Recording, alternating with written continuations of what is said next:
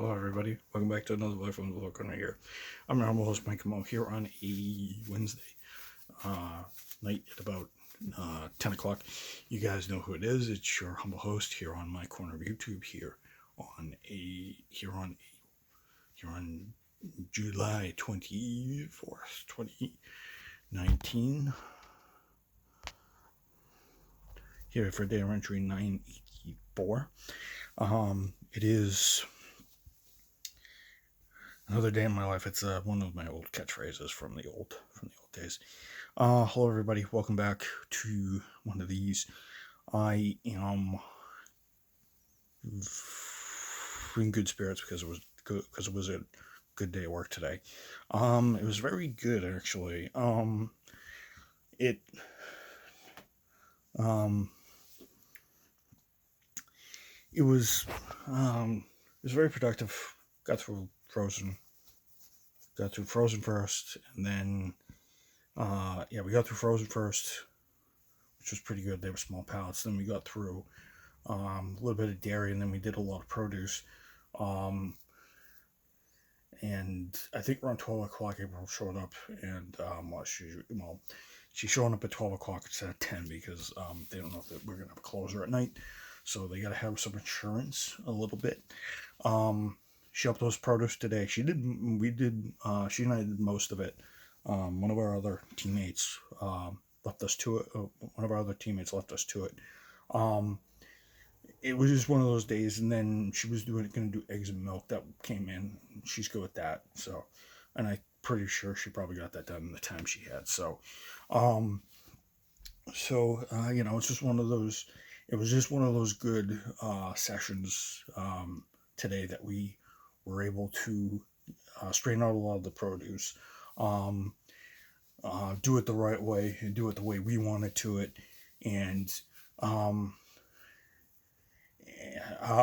we sort of had a conversation about what's been going on, and I kind of told her a few things here and there that I'm aware of, and that I some things that I had to voice, like how they how the like how some of the bosses, not all of them, some of the people around on our store talked to her, and I voiced some concerns that I wasn't so happy about how they're speaking about her or saying things in her presence, um, and and literally I told her. I mean, I listened to a bunch of these conversations being happened with all my teammates, and for the most part, she could stand up for herself, and it's great. But I just don't think she should have it. I mean, she's been in. I mean, I've been in. She's been in grocery/retail for 14 years. I've been at 12. I told her, you have nothing to prove. Zero. You have nothing to prove.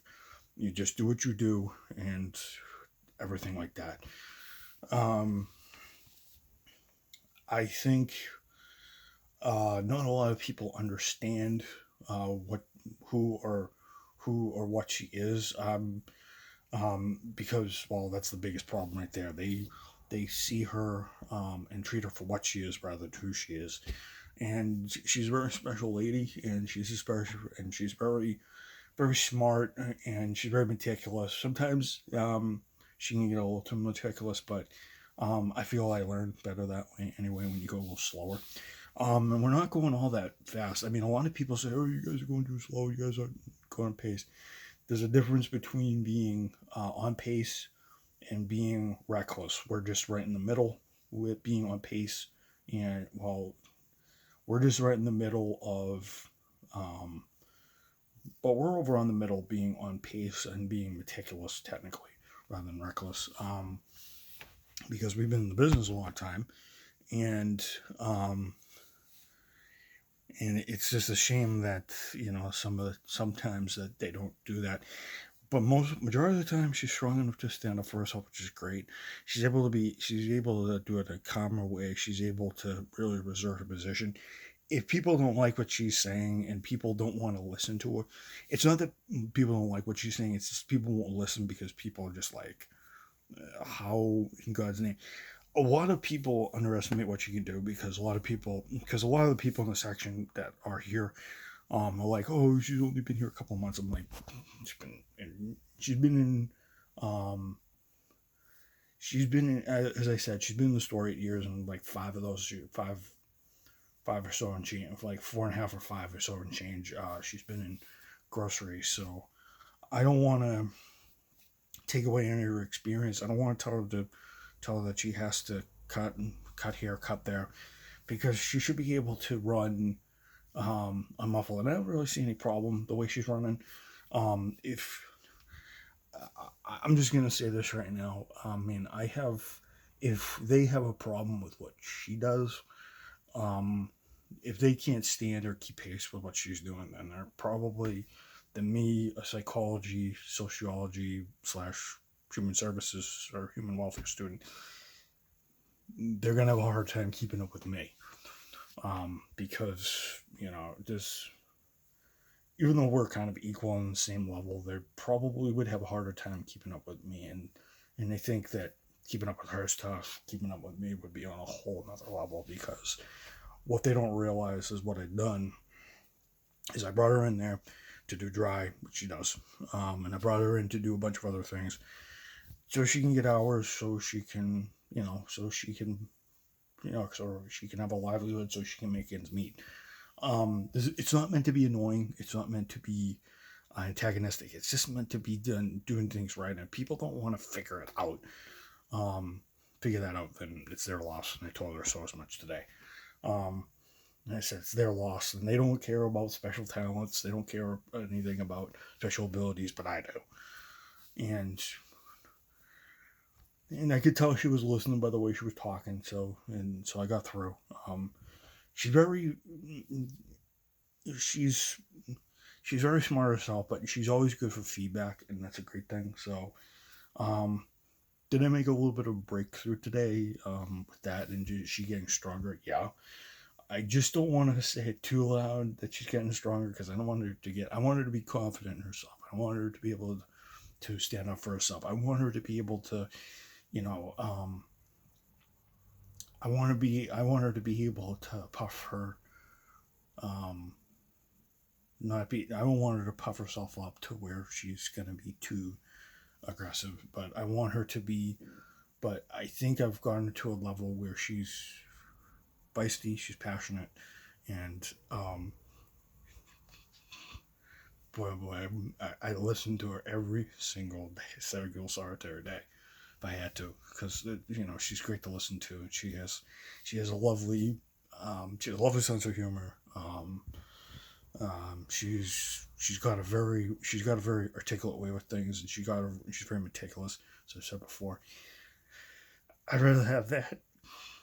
I'd rather have that for the rest of my. I'd rather have that for 4 or 5 hours straight, rather than listen to the same corporate dog and pony show, card playing, baloney that I've come used to. So, it's not that I'm ignoring. I'm not ignoring what my bosses are saying. It's just that I'm doing it the way I'm doing it. If some people don't want to follow that or respect that, then, as I said, they're gonna have a lot harder time dealing with. They'd have a lot harder time dealing with me, because they may not know it, but I'm pulling the strings here. So yeah. And she doesn't really seem really flustered about it, so she's probably getting used to it. And I think she'll get stronger and stronger, and she'll peak at some point. She'll come to a point, and I told her, you'll realize that you'll spend your energy here, and there. Um, and she goes, yeah, that might be a little difficult. I'll have to experiment with that, which she might have to, because everybody's different. She'll have to find her limit, and she'll have to find the way her mind operates. So that's what she's going to do. I can't do that for her, because that would be unfair. But I'm the strong, worthy friend. So that's what I do best. And it pains me that one of the biggest things that is a problem is we have this fast, productive, and efficient thing going on, the way I see things right now, it's not so much that. And if you're going to be productive, if you're going to be efficient and productive, you need to be able to do your thing right. And if there's code dates out of code, or if there's things, it's not really being productive. That's just being sloppy. There's such a thing as being fast, efficient, and accurate, and then there's such a thing as being fast, efficient, and sloppy, because yeah, that efficiency will go out the door if you have to fix so many errors, and then that will turn into slow, problemsome, and ridiculous. Um, so yeah, that's what I think some people do, and April is, um, she reminds me of when I used to do carts and when I was out front. A lot of people in that store may not know it, but I was the one who started the fast, efficient, friendly, and also and safety precautions in that store, and um, and I built it over time, and I honed it in um, before I went on sales floor, and that's what got me on sales floor, because I was fast, efficient. I was able to do the job thoroughly instead of just blindly blowing through it, because speed isn't everything. In fact, speed kills everything. If you have to be efficient, you have to be able to run to a certain pace, and you have to be able to do everything else. Um, so I was one of maybe three or four people back in the late 2000s in the store that kind of did that out. A leader on duty, or an executive team lead, and I actually perfected that over the years back in the early part of this decade, actually, and well into the middle of the decade, because everything was all hunky dory. Now it's like, and it's not the fault of the people up front or anything. It's just that the training's kind of like, eh. And I'm pretty sure it's the truth, because they like to dangle things in front of our eyes. So, um, I actually think that she's above it, and I think people say that she's slow and she's inefficient.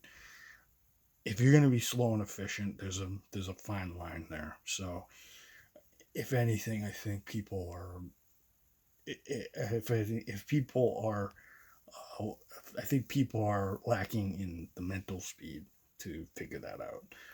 So if they have a problem keeping up with her, they're probably going to have a hard time keeping up with me, because I'm the one calling most of the shots. So, yeah. So that's the reason why I'm confident. The reason why I run this up, why I do, because I have nothing to prove. I've been there so long, and corporate America is just going to keep dangling all those pearls in front of me, thinking I'm dumb enough to do it. So, um, having April in front of me is much better than anything the corporation can offer. Just putting it out there. Having her there, having her talk, and having her reason, tell me how she feels. It's a much better experience, and it's so much more wholesome than just, we have to get this stuff done. We have to do everything. And this is one guy that we have right now that's like that. And it's just boring. I just don't like the NASCAR style stuff. It's like, um, although in order to get things done, we're kind of gonna need to kind of run like NASCAR. Um, but anyway, I think she's good. I think she's staying strong. I think she's really doing well, and I think her adversaries, or her naysayers, will have a problem with that, because if they do, and they have to call her off, they'll have to talk to me, because I'm the one who arranged all this. I'm the one who kind of constructed all this, so they'll have to consult the architect right here. So yeah, unbeknownst to them, I am. So um, that is it for me today. I'm gonna bid this one adieu, guys. It's been a pleasure talking to you guys. Hopefully, you guys enjoy this one. As usual, everyone, long live America. God bless America. Long live democracy. Long live this great country. Long live our rights and our freedoms. Um, Pray for the spirits of my grandparents, also my grandmother. Let her stay strong. And pray for Tom, Meg, April, to their successes. Let them stay strong. Let them power on through any problems or through anything. Everybody, ladies and gentlemen of the audience, I bid you a good night here on July 24th, 2018, here, 2019, here for Darren Tree 983 or 984. Peace out, everybody. I will see you guys in the next one for 980. I think it's 984 or 985, which will be tomorrow. All right, P.S. Peace.